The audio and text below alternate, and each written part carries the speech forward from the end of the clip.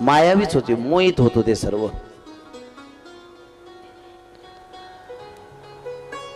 आज नारदाने त्या नगरामध्ये प्रवेश केला आणि नगरामध्ये प्रवेश केल्यानंतर भगवान सूर्य म्हणतात, ऋषींनो,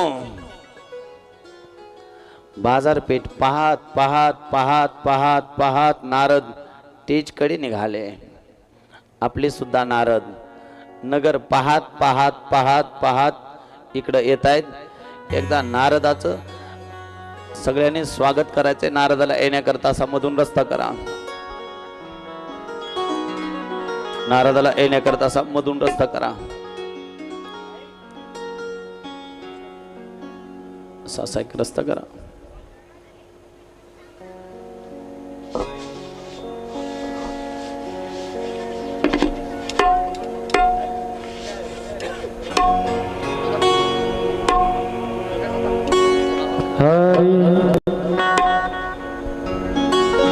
नारायण नारायण श्रीमन नारायण नारायण नारायण. नारदाचं स्वागत करायचं. नारायण नारायण श्रीमन नारायण नारायण नारायण.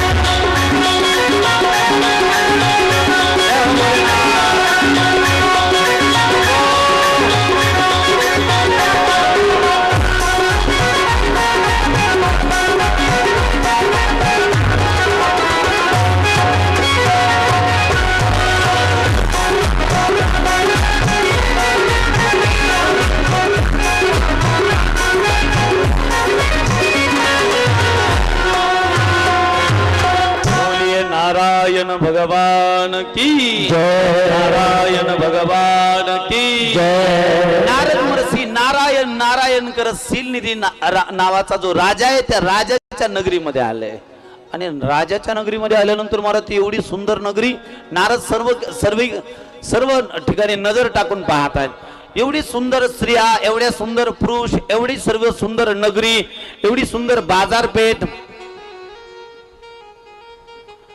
आणि ज्यावेळी या नगरीचं दर्शन केलं त्यावेळी महाराज मोठं आश्चर्य झालं नारद कुठं महाराज मोठ्या आश्चर्याने पाहू लागले ही नगरी कोणाची असली पाहिजे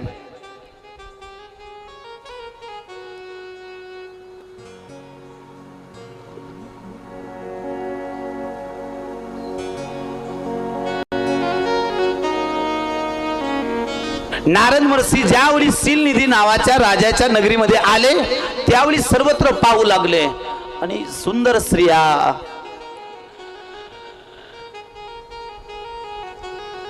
नारदाने पुरुषाकडे पाहिले तर सुंदर राजकुमाराच्या वेशामध्ये बसलेले सर्व पुरुष आणि अति सुंदर नगरी नारदाने विचार केला ही नगरी कोणाची असली पाहिजे आतापर्यंत एवढी सुंदर नगरी मी पाहिली नाही आणि त्याच वेळी त्या सीलनिधी नावाच्या राजाकडे गेले महाराज राजाकडे गेल्यानंतर राजाने उठून नारदाचं स्वागत केलं आणि स्वागत केल्यानंतर नारदाला स्वतःच सिंहासन दिलं आणि नारदासमोर त्याची कन्या विश्वमोहिनी तिला सांगितलंय नारदे दर्शन कर आणि दर्शन कर म्हणल्यानंतर विश्वमोहिनी दर्शन करण्याकरता आली महाराज ती विश्वमोहिनी एवढी सुंदर होती नारद तिच्याकडे एकटक पाहत राहिले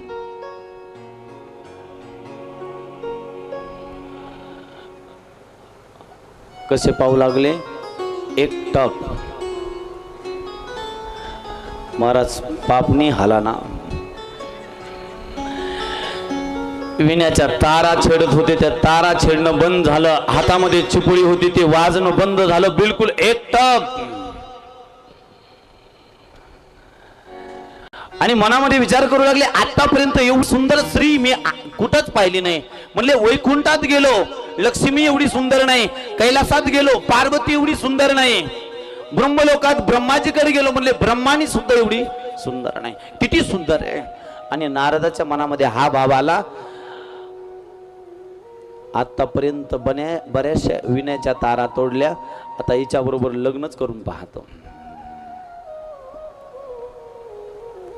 आणि मनामध्ये विचार करू लागले आता मला ही कोण देईल ही तर राजाची कन्या आहे मी भजन करणारा साधू आहे नारद आहे माझ्याकडे घर नाही दार नाही फ्लॅट नाही बंगला नाही मला कोण मुलगी देईल परंतु मनामध्ये हा भाव आला जर माझ्या भगवंताचा मी धावा केला तर माझे भगवंत माझी इच्छा पूर्ण करतील आणि त्याच वेळी डोळे बंद करून महाराज नारद तिथंच बसले आणि डोळे बंद करून नारद महर्षी भगवंताची आराधना करू लागले नारद भगवंताला विनवणी करू लागले प्रार्थना करू लागले आणि प्रार्थना करू लागल्यानंतर पुराणामध्ये असं वर्णन आलं नारदाने ज्यावेळी अति व्याकुळतेनं महाराज भगवंताचा धावा केला भगवंताला आवाज दिला त्यावेळी त्या ठिकाणी भगवान विष्णू प्रगट झाले आणि प्रगट झाल्यानंतर भगवान विष्णू म्हणले काय पाहिजे नारद म्हणले तुमचं रूप पाहिजे माझं रूप म्हणले हो म्हणले कशा करता आता कोणता पोरगा बापाला म्हणेल मला लग्न करायचंय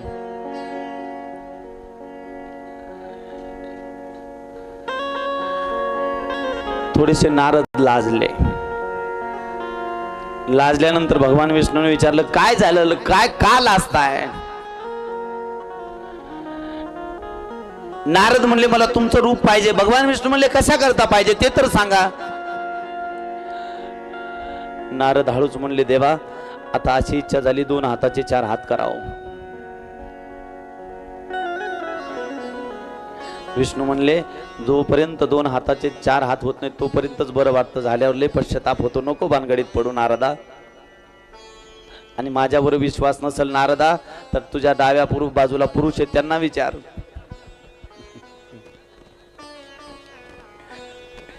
नारद म्हणले नाही प्रभू आज माझी इच्छा झाली मला सुंदर रूप पाहिजे भगवान म्हणले तुमचं माझं रूप देऊ का म्हणले हो म्हणले माझे काय एक रूप नाही माझे अनेक रूप आहेत अनेक रूपाय विष्णवे प्रभ विष्णवे अहो म्हणले माझे अनेक रूप आहेत म्हणले कोणतं देऊ विष्णू म्हणले वराह देऊ का? वराह म्हणजे डुक्कर. नारद म्हणले प्रभू कमून मजाक करता, एक तर आता निर्णय घेतला लग्नाचा आणि त्यात तुम्ही अशी गडबड करू लागले. वराह नको म्हणले, मग म्हणले नृसिंह. नृसिंह अर्ध अंग सिंहाचं अर्ध मनुष्याचं. म्हणले नृसिंह नको म्हणले, मग म्हणले ज्याच्यामध्ये माझं हित आहे ते रूप द्या. आणि ज्याच्यामध्ये माझं हित आहे ते रूप द्या म्हणल्यानंतर भगवान विष्णूने लीला केली. नारदाला सर्व अंगाने सुंदर बनवलं, फक्त मुख बंदराचं दिलं. सर्व अंग सुंदर, केवळ मुख बंदराचं. आणि त्याच वेळी 2 शिवगण सोबत दिले आणि 2 शिवगण नारदाची स्तुती करू लागले. नारदा, या सिडको मध्ये तुमचा सारखा सुंदर कोणीच नाही. एक शिवगण म्हणायचा नारद एवढे सुंदर आहेत तर नारदाची आई किती सुंदर असेल. एक शिवगण म्हणायचा नारद जर एवढे सुंदर आहेत तर नारदाची पिताजी किती सुंदर असेल. आणि नारदाचा अभिमान वाढत वाढत चालला. आणि असं वर्णन येतं, ज्या ठिकाणी स्वयंवर ठेवला होता त्याच ठिकाणी नारद पहिल्या लाईनला येऊन बसले. पहिल्या लाईनला येऊन बसले. आणि त्यावेळी ती विश्वमोहिनी हातामध्ये वरमाळा घेऊन पहिल्याच लाईनला आली. आणि पहिल्याच लाईनला आल्यानंतर पहिल्याच लाईनला तिला हे वानर दिसलं. ती मनात म्हणू लागली, माझ्या पप्पानी हे बंदर कुठून आणलं.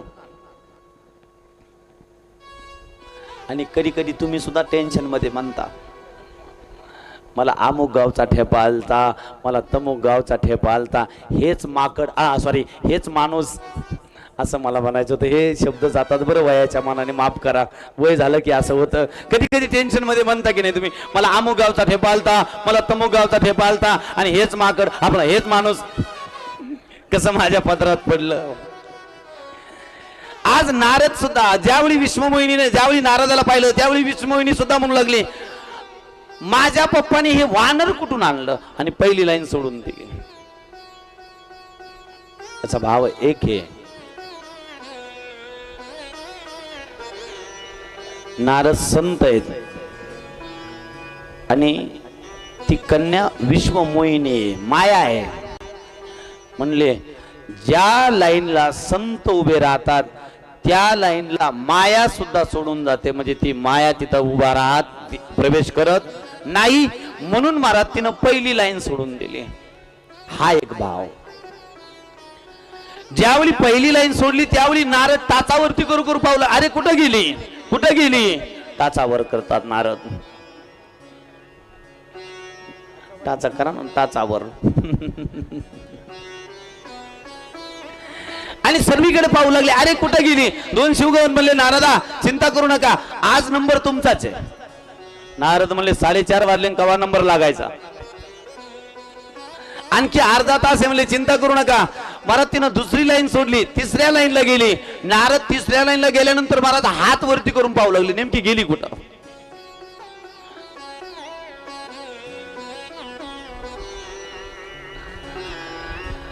तिसरी लाईन सोडली, चौथ्या लाईनला गेली. चौथ्या लाईनला गेल्यानंतर चौथ्या लाईनला भगवान विष्णू राजकुमाराच्या वेशामध्ये आले होते. भगवान विष्णूच्या गळ्यामध्ये तिनं वरमाळा टाकली. आणि वरमाळा टाकल्याबरोबर शिवगण म्हणू लागले, नारदा गेली गेली गेली. म्हणले कुठं गेली. म्हणले ज्याची होती त्याच्या बरोबर. आणि ज्याची होती त्याच्या बरोबर म्हणल्या नारद तर म्हणले, तुम्ही म्हणले नंबर माझाच आहे. एक शिवगण म्हणला, जरा चेहरा तुमचा आरशात पहा. आणि चेहरा आरशात पहा म्हणल्यानंतर नारद त्याच वेळी एका सुंदर पळत पळत एका तलावावरती गेले. आणि जा इकडं थोडं माग. आणि तलावावर नारदा सांगतो तसं करा ना, जा ना इकडे कुठं मारा माग. नारद चिंतेत पडले, जमतं का नाही. ज्यावेळी नारद काही अंतरावरती गेले, तलावामध्ये स्वतःचा चेहरा पाहिला. आणि चेहरा पाहिल्यानंतर सर्व अंग सुंदर, फक्त मुख बंदराचं. आणि ज्यावेळी मुख बंदराचं पाहिलं त्यावेळी असा राग आला, अरे म्हणले हे सर्व नाटक त्या विष्णूचं आहे, त्याने मला फसवलं, आज मी त्याला सोडणार नाही. आणि त्याच वेळी रागामध्ये नारद निघाले. महाराज भगवंताने विचार केला, मी वैकुंठामध्ये राहतो आणि नारदाला वैकुंठामध्ये येईपर्यंत नारदाचा क्रोध कमी होईल. म्हणून त्याच वेळी त्या ठिकाणी भगवान विष्णू प्रगट झाले आणि भगवान विष्णूला पाहिल्याबरोबर नारदाने भगवान